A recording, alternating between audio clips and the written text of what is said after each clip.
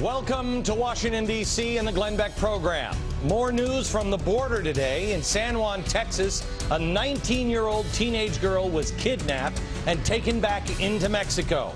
The kidnappers then repeatedly called the victim's family to demand ransom money. When it became clear they weren't able to pay the ransom, what did they do? They just dumped her and left her for dead. And as if that's not pleasant enough, no one in Mexico who came across the stranded victim offered any help. No one. So that's what's going on in our border today. But don't worry, we have elections coming up, and there's going to be some new blood in Washington now. Like, have you heard of this new guy, John McCain? Yeah, unlike the last John McCain, this one has promised to build the dang fence. And he's tough on amnesty. In fact, he's not for amnesty. No, that's the old John McCain. The new John McCain is now for regularizing illegal immigrants, which is totally different somehow, I'm pretty sure. I'm not.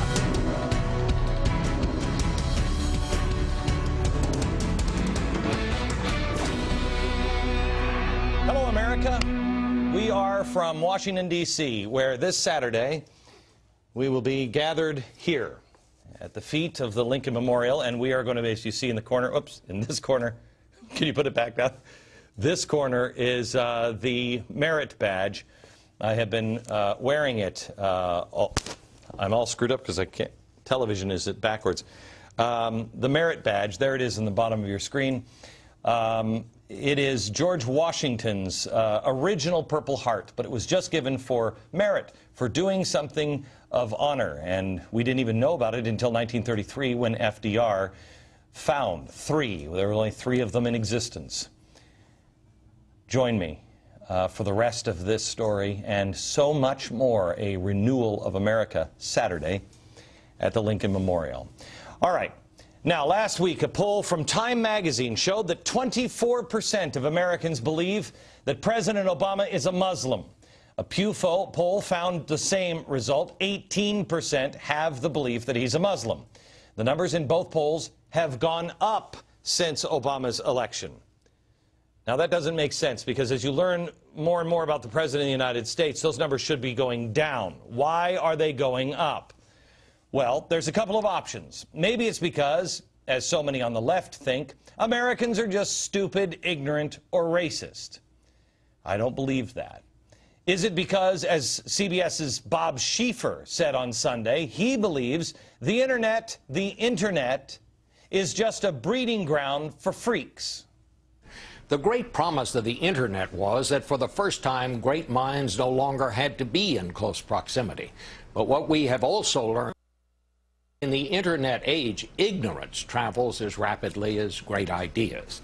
Now, not only great minds can find one another and compare notes, so too can the nuts and the perverts and those who are simply looking to validate their prejudices. So despite a mountain of evidence to the contrary, a new poll tells us a growing number of Americans, most of them on the right, believe Barack Obama is a Muslim. No doubt due in part to the fact that stories to that effect have gone viral on the internet. Okay, so it's the internet that is doing that. Gee, maybe we should have the government control the internet. Could it be something else, Bob? Could it be? Is it because the American people have observed Barack Obama for 18 months now, and they don't know what to believe? They realize that the change that he said that he was going to bring is not the change they thought he was going to bring, not the change they thought they were voting for. Let me quote the president, if I may. Let me be clear. President Obama is not a Muslim. I'm taking his word that he's a Christian. But here's where it falls apart for many Americans. It's a Christianity that most Americans just don't recognize. I'm not spreading that rumor. I'm telling you what he has told people. I'm telling you now the people he has surrounded himself. There are people now that are finding out that Barack Obama is supposedly a Muslim? No. Where are they hearing that? Well, 16% hear it on television. Internet is 7%, 6% from newspapers, 3% from magazines. How about Obama's own behavior or his own words? What is that? 11%. His own behavior and his own words? Here's what's happening in America, I believe. The American people have become confused by the president's words and his deeds over the past 18 months. One, the apology tour. He apologizes for America all over the world. Here's what he said. In America, there's a failure to appreciate Europe's leading role in the world. Instead of celebrating your dynamic union and seeking to partner with you to meet common challenges, there have been times where America has shown arrogance and been dismissive, even derisive. All right. Now, it's this kind of ideology that we got from Jeremiah Wright, which makes sense, because Jeremiah Wright is the church that Barack Obama found Jesus at. Quote, "Kneeling beneath the cross of the south side of Chicago, I felt God's Spirit beckoning me. And keywords here, I submitted myself to His will and dedicated myself to discovering His truth." Even that statement is confusing. Submission to His will. That's Islam. Barack Obama discussed American imperialism and colonialism with his Marxist professors in college. Here's what he has said. I chose my friends carefully. The more politically active black students, the foreign students, the Chicanos, the Marxist professors and structural feminists and punk rock performance poets. We smoked cigarettes and wore leather jackets. At night in the dorms we discussed neocolonialism, Frantz Fanon, Eurocentrism, and patriarchy. That explains the French apology tour, doesn't it? All right, so you have his college, you have his professors, you have his pastor, Jeremiah Wright. It continues with the man who brought him to Jesus, Jeremiah Wright again. No, no, no, not God bless America, God America, that's in the Bible for killing innocent people.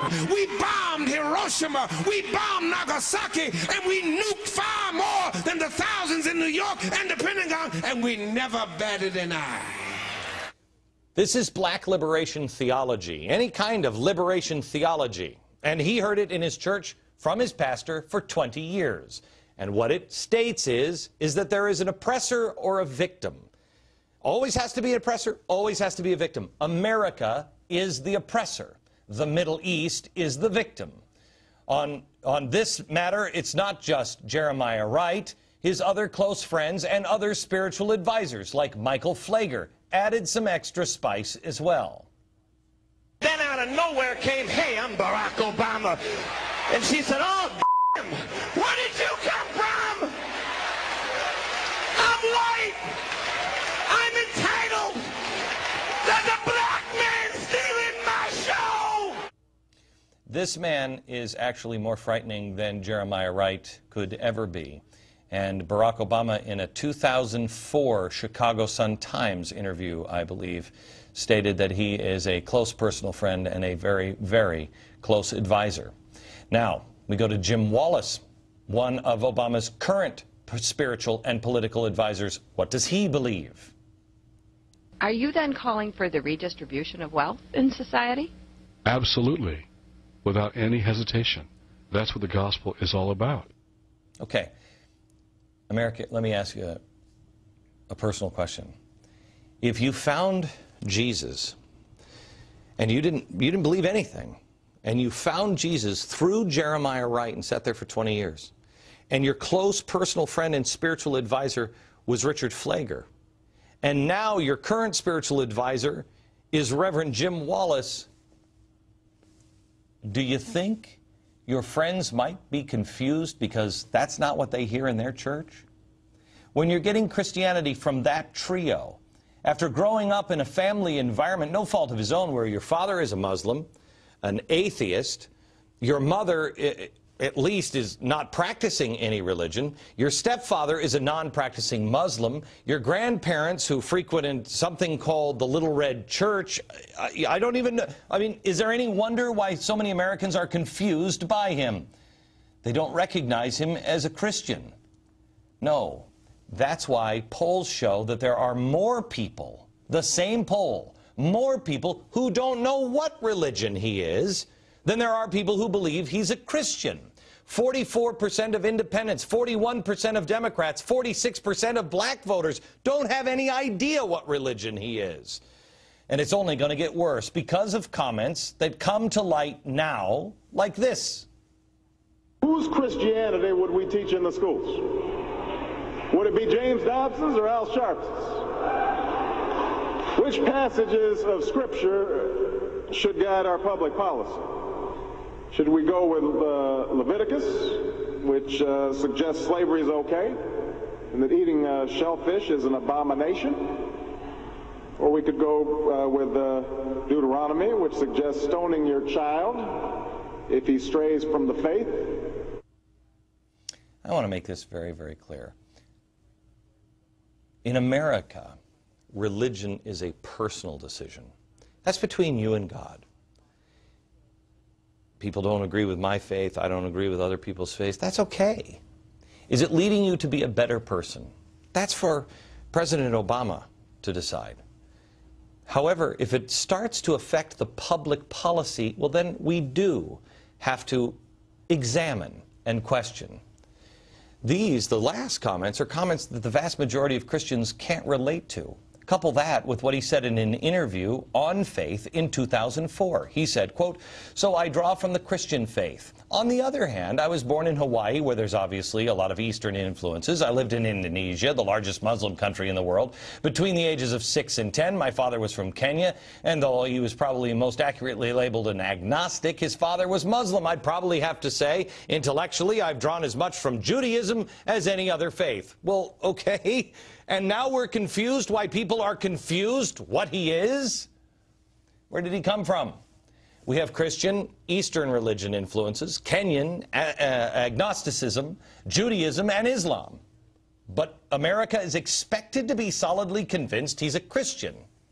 Anyway, in the interview, he continued, "So I'm rooted in the Christian tradition. I believe that there are many paths to the same place, and that this belief that there is a higher power, a belief that we are connected as people, that there are values that transcend race or culture, that move us forward, and there is an obligation for all of us individually as well as collectively to take responsibility to those values lived." So you top everything else off with, there are many paths to the same place. Well, many Christians will say that's not true.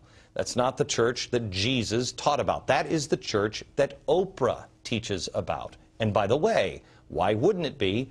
Oprah Winfrey attended Reverend Wright's church for years. In that same interview, President Obama was asked in 2004 Chicago Sun-Times, "Who is Jesus to you?" He responded, "Jesus is a historical figure for me. He's also a bridge between God and man in the Christian faith, and the one I think is most powerful precisely because he serves as that means of us reaching something higher." I know a lot of Christians of different faith. I do. But I don't think any Christian that I know of answers the first part of that as he's a historic figure. To each his own. This is only to say why the American people might be confused.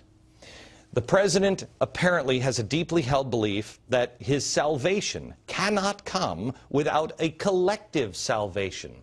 He has said this on several occasions. This is critical for you to understand. Watch. My individual salvation is not going to come about without a collective salvation for the country. My individual salvation rests on our collective salvation. Our individual salvation always depends on collective salvation. Our individual salvation depends on collective salvation. It does not. It does not. That is not a Christian belief. That is liberation theology. Here is what Pope Benedict says about that theology. Wherever politics tries to be redemptive, it is promising too much. Where it wishes to do the work of God, it becomes not divine but demonic.